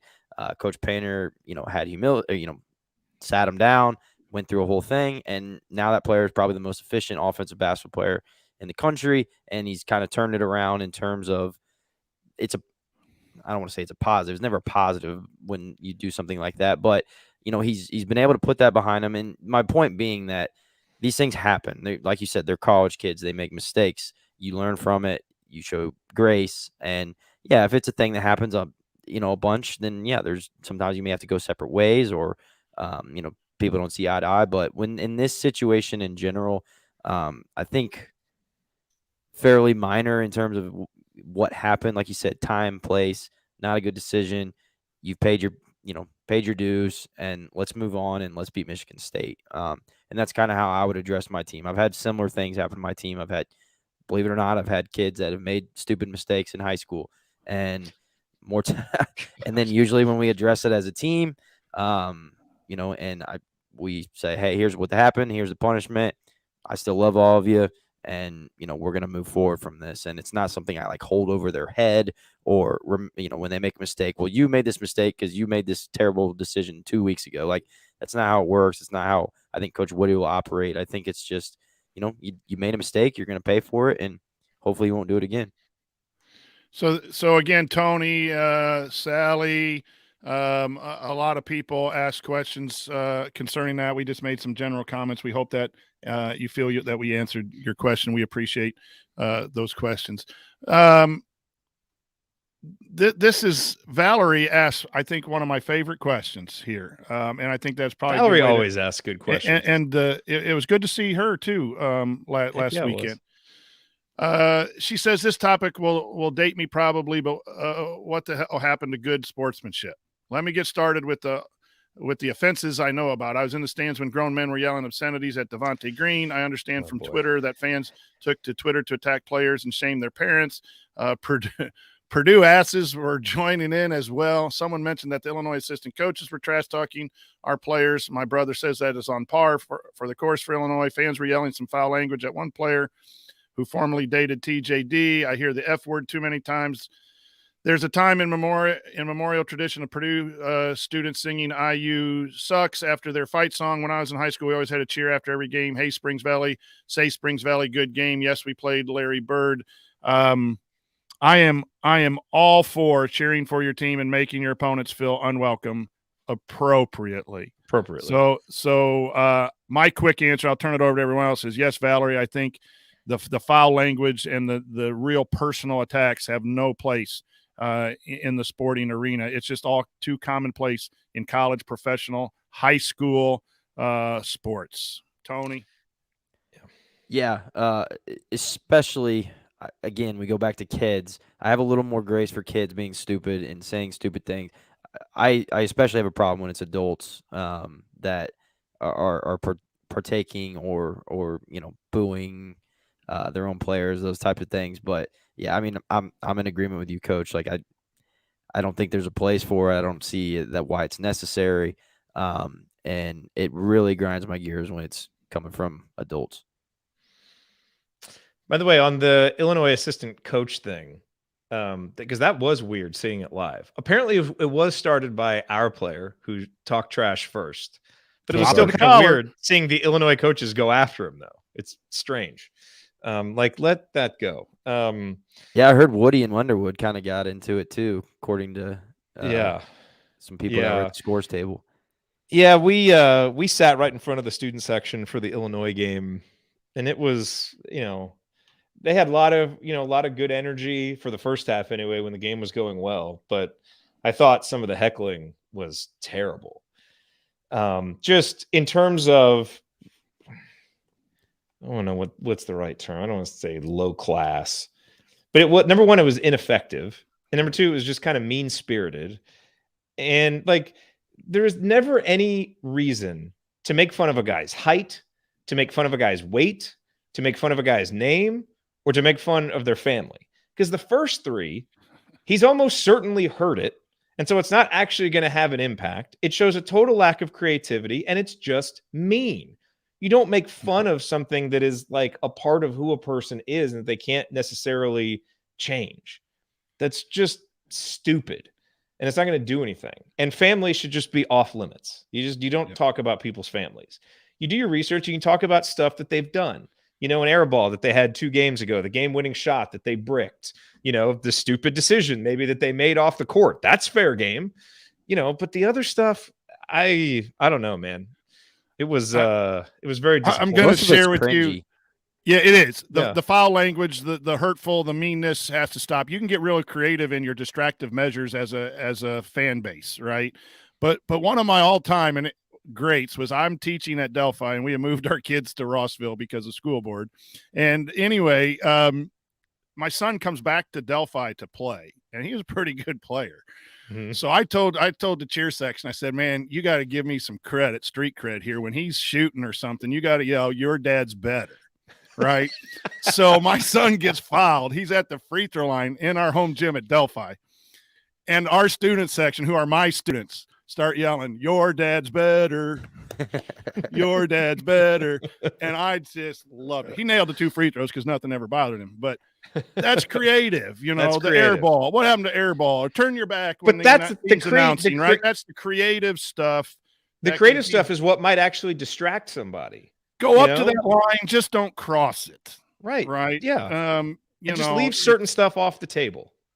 Did you guys see there was somebody yelling that Kofi Coburn should lay off the cheeseburgers? I'm like, what are you talking about? Kofi Coburn is not fat, number one. And even if he was, that's just a stupid thing to heckle. It's just mean and dumb. So help me, maybe I'm getting old because I thought about turning around and saying something. It's like, no, the kid's nice. I'd talked to him before the game anyway. He's a nice kid. I was just like, come on, man. Someone puts that in the chat mob for me to, stop eating the cheeseburgers. Now I'm going to be really disappointed, Jared, that you brought that up. I think Kofi Coburn is probably the last person whose physique I would critique. Yes, I know. I was like, oh my gosh. Exactly. By the way, though, on the subject of sportsmanship, I still want a 3-second rule or a 5-second rule on the court. If you make a 3, if you get a big block, if you get a big dunk, any type of game-changing play, you have a 5-second grace period to say or do anything in celebration that you want, as long as it doesn't touch the other person. So you can't, Trent Frazier turned to the crowd and stuck his tongue out, or even if you woof in some guy's face, or you talk a little bit of trash. I would like to see that because it's emotional. It's a moment. It's fun. It's entertaining for fans. I used to do that kind of stuff when I played. I think so I would still like to see that. You can't there's got to be some limits on it, but not many. Just 3 to 5 second grace period, because then it's the emotion. After that, then it's kind of premeditated beyond the 3 to 5 seconds. Positive emotion, yes. Getting in someone's face, come on, Morris. We got to draw a line there. But maybe because getting in someone's face could cause a fight. So maybe you wouldn't want to do that. But don't go to the NFL taunting rules, right? Where you just say something. I agree to some extent. Let people let players have fun. Yes. I agree. No, I never dunked. I made lots of threes. I never dunked. Likewise. I had lots of threes made on me as well. Did you ever get dunked on? That was a question I answered on Twitter yesterday. I never got dunked on, but I got crossed up really bad by Marquise Teague from Pike, which he was in the NBA, so I'm cool with it. I closed out on Delray Brooks. By the time I finished my closeout, he was already at the rim dunking. Was it a good solid closeout, or was it fake hustle? Did you just No, it was great. It just didn't accomplish one damn thing. He was at the rim in no time. All right. That's it. We're done. No more questions. That'll do it for this week's episode of the Assembly Call. If you want to see us do the show live, join us at assemblycall.com on Thursday nights for the live broadcast of our Assembly Call radio recording.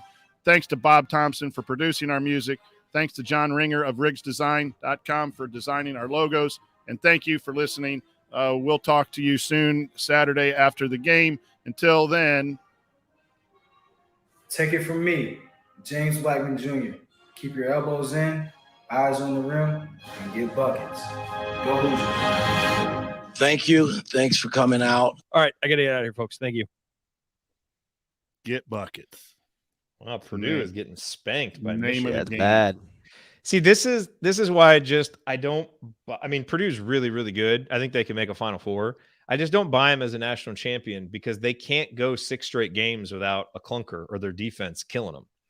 Yes. They can win 3, 4, 5 games in a row and be really impressive, but then they throw up a game like this. And everybody's excuses, well, they just played 2 days ago. It's well, you got to play Thursday, Saturday, or Friday, Sunday.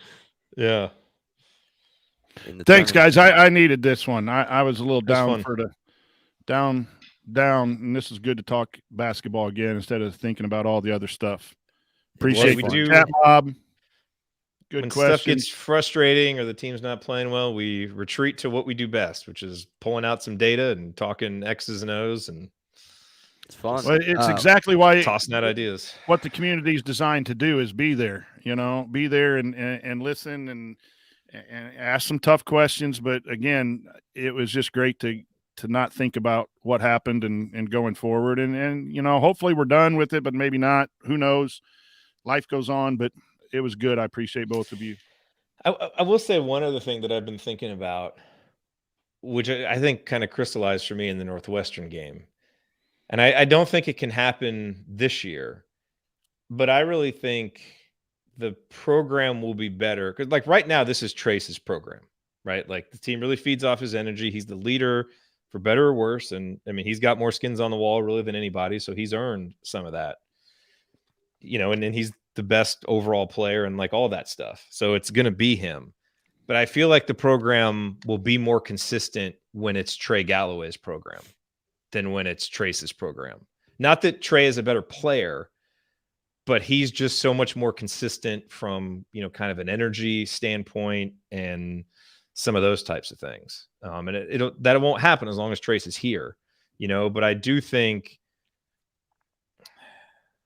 it's going to be really interesting to see what the program looks like once that transition is made. Because I just keep banging my head up against this wall of we've got this terrific talent, but he's in this. It's like a square peg in a round hole, and it's just like the program just can't get past a certain point like that, you know. So like I was thinking a lot tonight about like Christian Watford is an interesting comparison, right? You know, like Christian Watford's first 2 years, he was really relied on as a go-to player, but he was really up and down. You know, he would have some games where he was just awesome. Like you think about that game he had, it was either his freshman or sophomore year at Michigan State, you know, he was just amazing. And then other games he would really struggle, but as a sophomore, he scored like 16 points a game, but the team wasn't any good, you know, and he was probably miscast as a go-to guy because he just wasn't consistent enough to be a go-to scorer on a good team. But then you get those next 2 recruiting classes come in. He's slotted into, you know, kind of more of a supporting role. And he leaves as just this legend at IU that got to play on these winning teams and have these big moments, you know, and that's what I feel like Trace could be capable of. So it's like this weird thing where I feel like Trace is going to leave higher on all the lists, points and rebounds. And he's going to be up there with people that maybe he's not quite as good as, you know, as a player. But, you know, he's not, I think, going to be part of the types of winning teams that he could have been if he's more of a complementary type player. You know, it's just the timing and who you play with is so important. Yeah, so I think it's just being a big man is hard. Yeah, that's true. That's true. Like, it's just tough when your best player is your big guy. Yeah, in my opinion. I mean, because like Juwan Morgan was kind of similar. I think somebody mentioned that in the chat. Yeah, Juwan was similar. But, you know, it's a guards game and it's a shooting game. So if you have size or you have ability, you need to be able to pick and pop. You need your 4s and 5s to shoot threes. You need your 4s and 5s to be able to put it on the ground. The Big Ten has been different that way and having multiple back to the basket players and so, but it's just it's a different game. You need guards to get into offense. You need guards to apply pressure. You need athletes on the wings. You know, and I wonder sometimes if that's why the Big Ten runs into difficulty in the tournament, because they have to play against, you know, 4 or 5 athletes that can space the floor and do different things.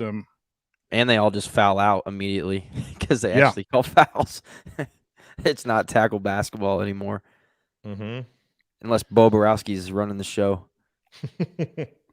Poor Bo. Like no one likes Bo.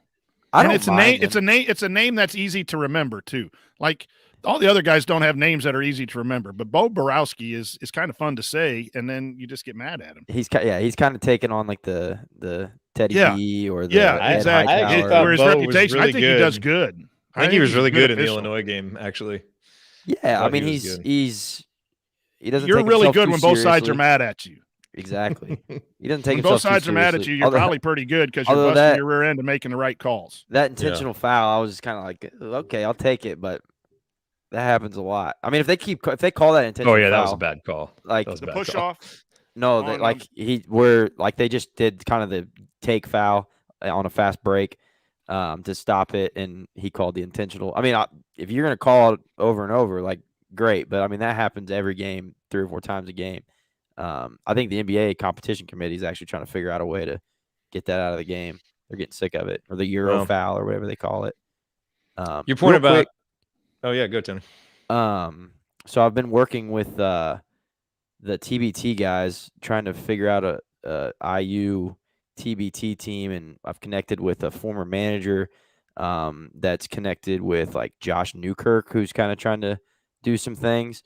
But if you have any connections to some guys that still play but aren't in the NBA, or you know guys that know guys, I'm letting this other guy like run it. I don't care to have my name or anything attached to it. I just want to see it happen. So if you've got people that know people, or you've got connections, like I think it'd be really cool to get an IU team in that thing. And they're like the TBT guys want it so bad. Like I've been talking to the Dan Friel guy that kind of runs it, and he's like, we've been trying to get this for like 4 years, but we don't have the right people in place to do it. So that's been a fun tournament. You know, like the Syracuse guys have done really well. What do they call it? The Elam ending's like the best thing that happened to basketball. like I love watching it. Take away the foul game at the end and just put a target score up like you're playing pickup ball. But yeah, it is really fun. Yep. it'd be fun. Not to as see that much happen. fun as maybe getting an assembly call pickup game at Assembly Hall with honorary coaches and then selling tickets for our followers to come in and watch us play hoops. I got Coach Adranya on my team, oldest with the youngest. So I am the 2011. They did a media day thing where they had all the media come in, and Tom Crean put us all through drills, and then we I got remember split that. up on 4 different teams. And I mean, I was a young college guy, fresh out of. I mean, I was 2 years removed from playing basketball in Marion County, so my game was still pretty solid. So I won a pair of like signed candy stripes from Tom Crean because I got the MVP of that thing. Nice. And it was fun though. My team was like Kevin Bowen, me. I mean, we were all like younger college guys, so we had a little bit of an advantage. But that was fun. That was a good time that they put on. But I think some guys like Rabbi needed like inhalers and stuff like that. So I think they axed it after 1 year. That would be fun. I'm trying to think about what would be more combustible if Ryan and I were on the same team or if we guarded each other. Oh man, you got to guard each other. Yeah, yeah, that's a no-brainer. That's a no-brainer.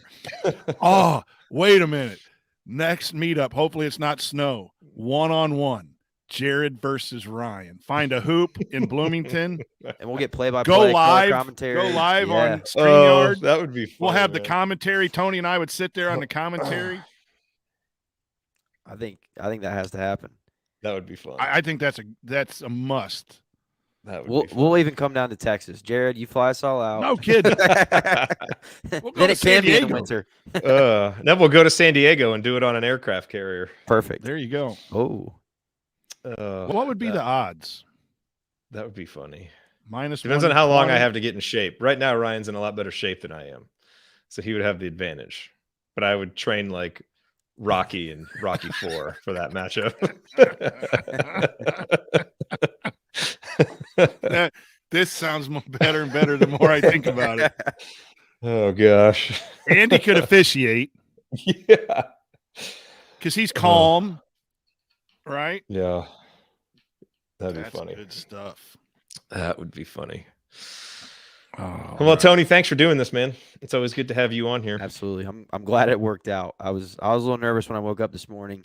I still can't like sing to my son. I learned trying to put him to bed and sing. It's that I can't sing anyway, but like, That's the good stuff, though. Yeah. Yeah, but you can pretend, man. When you're singing to your kids, you can pretend that you can sing. They think Absolutely. you can sing. Oh man, that was the best. Making up songs and He hears the IU Fight song every night. That's awesome. that's good. Wrap it up, Baldy. Hey, man. Mrs. Wrap it up, Baldy. Mrs. Tonsoni's a little angry. I haven't been up there for hour 52 minutes to help her with groceries or something. Who knows? Hey, guys. Take care. Thanks, Chat Mob, Yeah. again. Appreciate everyone. So we'll you're see out you Saturday, right, Coach? You have a game? Yeah, we are. Yeah, Okay. we got a game. And Ryan's probably out for Super Bowl stuff, so it'll be me and somebody. Tony, if you're free, let me know. If not, we'll find a crew for Saturday. I I'm will really be interested to out. watch I'm, Saturday's game. I'm on 2-kid duty. It's my wife's birthday, so her mom's taking her shopping. So Oh, you're out. Okay. I've got both the You're- kids. Yep. That's all you had to say. You're toast, dude. That's all you had to say. All right. Well, we will cool. find a crew. All right. Well, thanks, guys. We'll Good see you. conversation. Good job. Always fun. See y'all. Take care.